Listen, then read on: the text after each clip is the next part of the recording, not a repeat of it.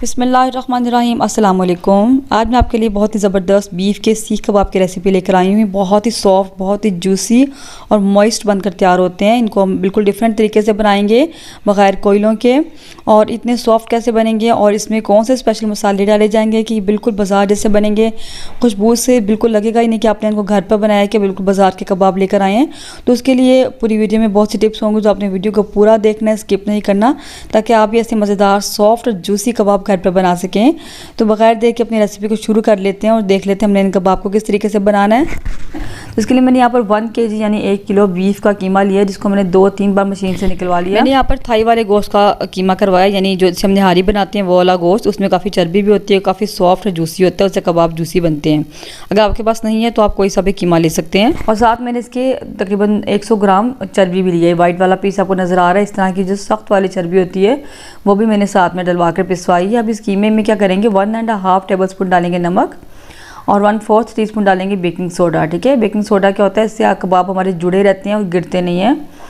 तो इनको डाल के दोबारा से मैं चॉपर में इसको बारीक कर लूँगी। चॉपर में चॉप करने से क्या होता है, बिल्कुल अच्छे तरीके से ये आपस में जुड़ जाता है। और बहुत देखें कितना बारीक हो चुका है, कितना स्टिकी हो गया, हाथों पे चिपक रहा है। इस तरह का आपका कीमा होना चाहिए, नरम नरम सा। ठीक है, पानी आपने अच्छे से कीमा का निकालना है, लेकिन बहुत ज़्यादा ड्राई नहीं करना, फिर बहुत ज़्यादा खुश्क हो जाती हैं और इनके कबाब बनाना मुश्किल हो जाता है। तो इस तरीके से देखिए कितना बारीक कीमा के हाथों को जोड़ रहा है। तो अगर आपके पास चॉपर नहीं है तो कोई मसला नहीं है, आप बाज़ार वाली मशीन में ही जो है उनसे कहकर 2-3 बार आप निकलवा लें मशीन से। तो इसमें डालेंगे एक मीडियम साइज़ की लार्ज साइज़ की प्याज है, जिसको मैंने चॉप कर लिया चॉपर में। इसका पानी अच्छे से निकाल लिया, इसमें शामिल कर देंगे 1.5 इंच का टुकड़ा अदरक है मेरे पास, और तकरीबन 1.5 टेबलस्पून भरकर लहसुन के जवे हैं, और 3 अदद हरी मिर्चें जिसको मैंने दरमियान से कट लगा लिए ताकि कोई सूंडी वगैरह ना हो इसमें। इसको हम चॉप कर लेंगे उसी चॉपर में और ये इसमें डाल देंगे। ठीक है, तो इनका पानी मैंने रिमूव नहीं किया। और अब इसमें डालेंगे कुछ मसाले। इन मसालों के लिए मैं डालूँगी 1.5 टेबलस्पून सूखे धनिया साबुत, 1 टेबलस्पून जाएगा इसमें ज़ीरा, और ये छोटे छोटे पीस हैं दालचीनी के। अगर एक बड़ा टुकड़ा होगा तो आपने एक लेना है। इसके अलावा एक बड़ी इलायची है, 3 अदद छोटी इलायची हैं, और एक ही पिपली है। ये आराम से आपको पंसार के स्टोर से मिल जाती है, कबाब में लाजमी डलती है। इसके अलावा 1/4 पीस मेरे पास जायफल का है, बिल्कुल 1/4 पीस, और एक छोटा सा टुकड़ा जवतरी का है। और इन सबको हमने ड्राई रोस्ट कर लेना बिल्कुल लो फ्लेम पर, ताकि इसमें से अच्छी सी खुशबू आना शुरू हो जाए। उतनी देर हम इसको रोस्ट करेंगे। तो मैंने इन मसालों को रोस्ट कर लिया, इनको ठंडा होने देते हैं। ठंडा होने के बाद हम इसको पीस लेंगे। ठीक है, बाकी के पाउडर मसाले हम बाद में शामिल करेंगे। अब इस मिक्सर को, कीमे वाले को मैंने बड़े बर्तन में डाल दिया ताकि इसको अच्छे से हम मसल सकें या गूंद सकें। तो इसमें डालेंगे ये तमाम पाउडर मसाले जो हमने पहले ड्राई रोस्ट किए थे। इसके अलावा 1/2 टीस्पून लाल मिर्चों का पाउडर, और 1/2 टीस्पून कुटी हुई लाल मिर्चें, और थोड़ी सी अजवाइन है 1/2 टीस्पून, जिसको मैं क्रश करके इसमें डाल दूँगी, क्योंकि ये बादी होता है बड़ा गोश्त, तो ज़रा से जो है इसका बादीपन ख़त्म हो रहा है। इन सबको हम अच्छे से मिक्स कर लेंगे, मसलते हुए जैसे हम आटा गूंदते हैं उस तरीके से, और मसलते हुए इसको मिक्स करेंगे। नमक यहाँ पर मैंने इसमें शामिल नहीं किया, क्योंकि नमक हमने कीमे में पहले ही डाल दिया था, इसलिए और नमक की ज़रूरत नहीं पड़ेगी। मसाले मैंने इसमें कम ही रखे हैं, क्योंकि इसमें हमने लाल मिर्च भी डाली है, कुटी हुई लाल मिर्च भी, और हरी मिर्च भी डाली है। ठीक है, बाकी आप अपने टेस्ट के अकॉर्डिंग मिर्चें कम या ज़्यादा भी कर सकते हैं। 1/4 चम्मच मैंने हल्दी का भी इसमें शामिल कर दिया, ताकि अच्छा सा कलर भी आ जाए। इसको अच्छे से मसलते हुए इस तरीके से गूंद लेंगे। ठीक है, जिस तरह हम आटा गूंदते हैं या मैदे को मसलते हैं, देखें कितना स्टिकी है, ऐसा होना चाहिए। जितना सॉफ्ट आपका मिक्सचर होगा उतने ही कबाब आपके नरम बनेंगे और जूसी बनेंगे। अगर बहुत सख्त होगा तो सख्त बनेंगे। ठीक है, अब इस मिक्सचर को मैंने दोबारा से चॉपर में चॉप कर लिया, ताकि ये और अच्छे से बारीक हो जाए, स्टिकी हो जाए, और कबाब बहुत अच्छे से जुड़ जाए आपस में। तो ठीक है, ये स्टेप ऑप्शनल है, करना चाहें तो कर लें, लेकिन अगर आप करेंगे तो बहुत ही अच्छे, बहुत ही सॉफ्ट कबाब बनेंगे। ठीक है, तो थोड़ी सी मिर्चें कम थी, मैंने इसमें कुटी मिर्चें थोड़ी सी मज़ीद शामिल की हैं। इसको अच्छे से हम गूंद लेंगे, तकरीबन 5-7 मिनट तक अच्छे से इसको हमने मिक्स करना है। और इसको अच्छे से मिक्स करने के बाद जब ये अच्छे से मिक्स हो जाएगा, इसको हम रेस्ट पे रख देंगे। जितनी ज़्यादा आप इसको रखेंगे उतना ही अच्छा मैरिनेशन इसकी होगी। तो मैं तकरीबन इसको आधा घंटा या 1 घंटे के लिए छोड़ दूँगी। ठीक है, तो देखिए उसके बाद रेस्ट देने के बाद अब क्या करेंगे, सीखिए हैं मेरे पास यहाँ पर, तो थोड़ा सा हाथ हम गीला करेंगे। गीले हाथ से हम इसको जो है कबाब को एक थोड़ा सा मिक्सर हाथ में लेंगे हस्बे ज़रूरत, और इसको अच्छे से गोला बनाते हुए इसको हम सीख के अंदर डाल देंगे। ठीक है, थोड़ा सा मटेरियल ज़्यादा है तो मैंने निकाल दिया। उसको अच्छे से कबाब की शेप दे देंगे।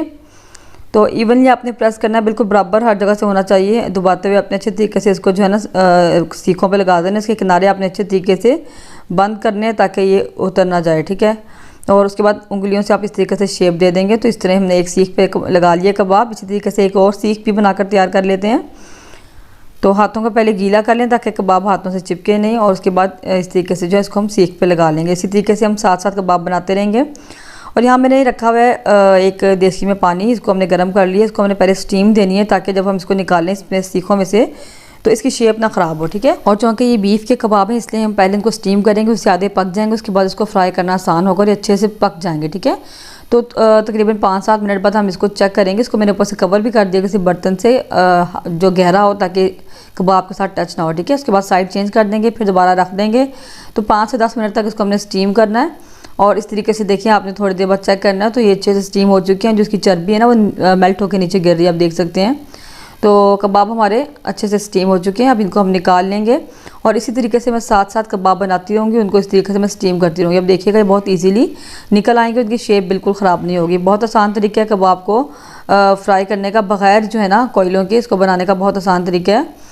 तो ये 2 कबाब हमने निकाल लिए हैं। देखें जहाँ मैंने इवनली इनको नहीं लगाया था वहाँ से टूटना शुरू हो गया, इसलिए आपने बराबर लगाने हैं। अगर आपके पास सीखे नहीं है तो इस तरह के स्टिक्स अगर आपके पास हैं, ये आम जो हम कुल्फ़ी वगैरह खाते हैं उसकी स्टिक्स होती हैं, इनको आप 2 स्टिक्स को इकट्ठे पकड़ेंगे इस तरीके से और इस पर भी आप इजीली जो है ना कबाब लगा सकते हैं। नहीं तो आप बच्चों की जो पेंसिल होती है उस पर भी लगा सकते हैं। तो मेरे पास सीखी थी तो मैं सीखों पर लगा रही हूँ।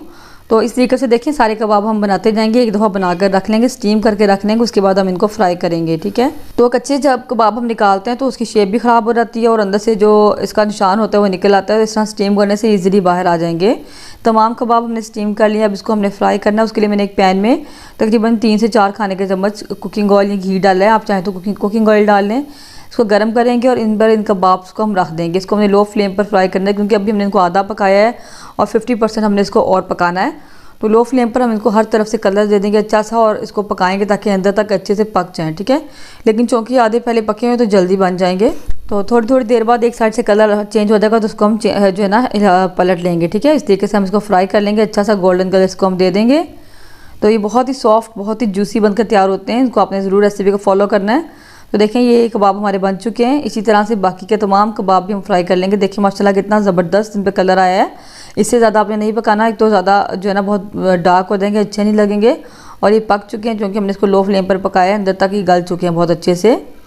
तो बस मैं इसको प्लेट में निकाल लूँगी और इसी तरह बाकी के तमाम कबाब भी हम फ्राई कर लेंगे। और इसके साथ साथ अगर आपको मेरी वीडियो अच्छी लग रही है तो वीडियो को लाइक कर दें, शेयर कर दें। चैनल पर नए हैं तो चैनल को सब्सक्राइब भी ज़रूर कर दें।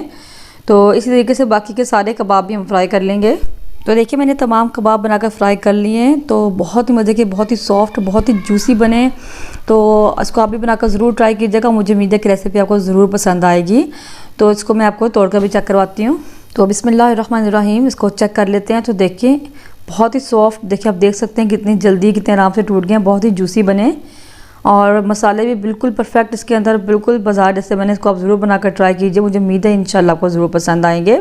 इसके अलावा इससे पहले मैंने चिकन के सीख कबाब की रेसिपी भी शेयर की हुई आपके साथ, वो भी बहुत सॉफ्ट और बहुत मॉइस्ट बनते हैं। उसको भी आप ज़रूर देखिएगा, उसका लिंक मैं आपको डिस्क्रिप्शन बॉक्स में दे दूँगी। तो रेसिपी अच्छी लगी तो लाइक ज़रूर कर दें, इसको आप बनाकर ज़रूर ट्राई कीजिए। मुझे कमेंट में ज़रूर बताइएगा आपको रेसिपी कैसी लगी है। आज मैं आपके साथ बहुत ही मज़ेदार बीफ बोटी कबाब की रेसिपी शेयर करूंगी, जिसको कि रेशा कबाब भी कहते हैं। ये बहुत ही डिलीशियस बनकर तैयार होते हैं। एक सीक्रेट इंग्रेडिएंट बताऊंगी जिनसे कि आपके कबाब बहुत ही क्रिस्पी बनकर तैयार होंगे और इनको हम बगैर मशीन में पीसे, बगैर कूंडी डंडे में पीसे बहुत आसानी के साथ बना लेंगे। तो वीडियो को आपने पूरा देखना, स्किप नहीं करना। वीडियो अच्छी लगे तो वीडियो को लाइक, चैनल को सब्सक्राइब और वीडियो को ज़्यादा से ज़्यादा अपनी फैमिली और फ्रेंड्स के साथ शेयर कीजिए। तो चलिए देख लेते हैं हमने ये मज़ेदार से बीफ बोटी कबाब कैसे बनाए हैं। तो बीफ बोटी कबाब बनाने के लिए मैंने यहाँ पर ले लिया है प्रेशर कुकर। इसमें डालेंगे आधा किलो बड़े का गोश्त, बीफ का गोश्त, और इसको मैंने पहले धो लिया, इसके बड़े बड़े पीस कर लिए। और इसमें डालेंगे एक मीडियम साइज़ की रफली कटी हुई प्याज और साथ ही डालेंगे 1 टेबलस्पून लहसुन का पेस्ट, 1/2 टेबलस्पून अदरक का पेस्ट। मैं लहसुन अदरक साबुत नहीं डाल रही क्योंकि अदरक के छोटे छोटे पीस जो रह जाते हैं मुंह में आते हैं। 1 टेबलस्पून डालेंगे नमक, 1/4 चम्मच डालेंगे हल्दी का, 8 से 9 गोल वाली लाल मिर्चें मेरे पास, अगर नहीं है तो आप जो है पिसी हुई लाल मिर्चें भी डाल सकते हैं। 1.5 टेबलस्पून डालेंगे साबुत सूखा धनिया, ये बहुत ही अच्छा फ्लेवर लेके आता है और बिल्कुल भी मुंह में नहीं आता, पकने के बाद बिल्कुल नरम होकर यानी कि सॉफ्ट हो जाता है। 1/2 टेबलस्पून डालेंगे साबुत सफ़ेद ज़ीरा, कुछ खड़े मसाले हैं, बड़ी दालचीनी की स्टिक है और एक अदद बड़ी इलायची है और एक तेज़पात का पत्ता है जिसको मैंने धो लिया है। खड़े मसाले सिर्फ वही डाले हैं 2-3 जिनको हम बाद में आसानी से निकाल लेंगे। बाकी का गरम मसाला हम पिसा हुआ डालेंगे क्योंकि हमने इसको मशीन में नहीं पीसना, तो हाथ से पीसने में क्या होता है गरम मसाले ठीक से पीसे नहीं जाते, मुँह में आते हैं बहुत बुरे लगते हैं। ठीक है, तो 1 टीस्पून गरम मसाला डाला है, तो कुछ कम लगा था, मैंने फिर इसमें मज़ीद शामिल कर दिया। ये गरम मसाला मेरा होममेड है, ये बहुत ही मज़े का बनता है, इसको खुशबू मसाला भी कह सकते हैं और इसको ज़रूर आप ट्राई कीजिएगा। इसके बाद डाला मैंने इसमें 1/2 टीस्पून अजवाइन जो कि इसके बादीपन को ख़त्म करती है। तो ये डालकर इसके बाद इसमें डालेंगे 2.5 कप पानी के और इसको अच्छे से मिक्स करके हम इसको पकने के लिए छोड़ देंगे। दाल हम इसमें अभी शामिल नहीं करेंगे क्योंकि गोश्त को गलने में टाइम लगता है और जो है बोटियाँ भी बड़ी बड़ी हैं तो दाल बहुत जल्दी गल जाती है, इसलिए हम दाल को बाद में शामिल करेंगे और इसको कवर करके हम इसको गलने के लिए छोड़ देंगे। तकरीबन 15 मिनट मैंने इसको पकाया था, उसके बाद चेक किया तो अभी गोश्त भी कच्चा था और पानी भी ख़त्म हो गया था। फिर मैंने मज़ीद पानी 1 कप डालकर दोबारा से इसको रखा गलने के लिए। तो अभी तकरीबन 80% हमारा गोश्त जो है ना वो गल चुका है और बाकी का जो गोश्त है हम जब दाल डालेंगे तो उसको मज़ीद पकाएंगे तो ये बहुत अच्छे से गल जाएगा। ठीक है, तो कीमे वाली शामियाँ होती हैं उनको पकाने का तरीका थोड़ा डिफरेंट होता है। जो गोश्त वाली होती हैं इसमें आप दाल को बाद में शामिल करें क्योंकि दाल बहुत जल्दी गल जाती है। तो यहाँ पर मेरे पास 250 ग्राम दाल है, इसको मैंने 3-4 घंटे पहले भिगो दिया था, अब अच्छे से सॉफ्ट हो चुकी है। ये दाल इसमें डाल देंगे और इसमें थोड़ा सा पानी मज़ीद शामिल करेंगे, तकरीबन मैंने 1 कप पानी इसमें और डाला है और इसको डालकर मिक्स कर लेंगे। और साथ ही मैंने आधा चम्मच जो है ना ½ टेबल स्पून लाल मिर्चों का पाउडर डाला है और इसको कवर करके गलने के लिए छोड़ देंगे।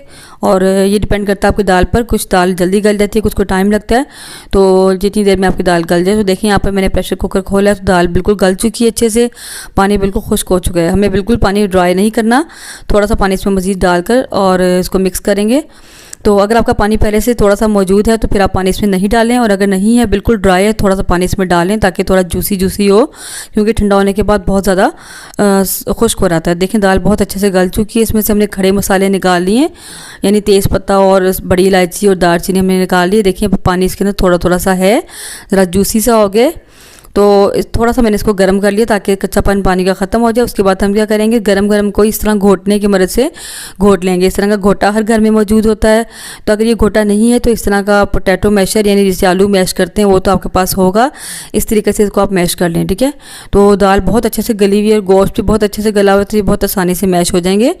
तो साथ ही मैं इसमें 1/2 टीस्पून नमक का डाल दूँगी ताकि इसको मिक्स करते करते साथ वो भी मिक्स हो जाए, क्योंकि नमक मुझे कुछ कम लगा था। तो कबाब के मिक्सर को हमने पीस लिया, इसको आप ठंडा होने के लिए छोड़ देंगे। तो देखिए यहाँ पर हमारा कबाब का मिक्सर ठंडा हो चुका है। तो इसमें डालेंगे 3 अदद हरी मिर्चें जिनको मैंने चॉप कर लिया और 1 मुट्ठी भरकर हरे धनिया की उसमें डाल देंगे हम।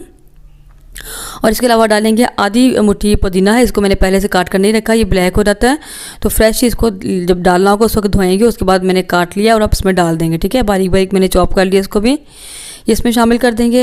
1/2 टीस्पून डालेंगे कुटी हुई लाल मिर्ची ताकि ये ज़रा मज़ेदार सा चटपटा सा हमारा मसाला बनकर तैयार हो। ये 1 टेबल स्पून मेरे पास साबुत धनिया था सूखा, जिसको मैंने रोस्ट करके मोटा मोटा बस कूट लिया, बिल्कुल फ्रेश कूटा है, ये इसमें डाल देंगे और इस कूटे हुए सूखे धनिया का बहुत अच्छा फ्लेवर आता है। और साथ ही इसमें डाल देंगे 1/2 टीस्पून चाट मसाला, 1/2 टीस्पून नमक का मज़ीद डालूंगी, नमक अभी भी कम लग रहा था।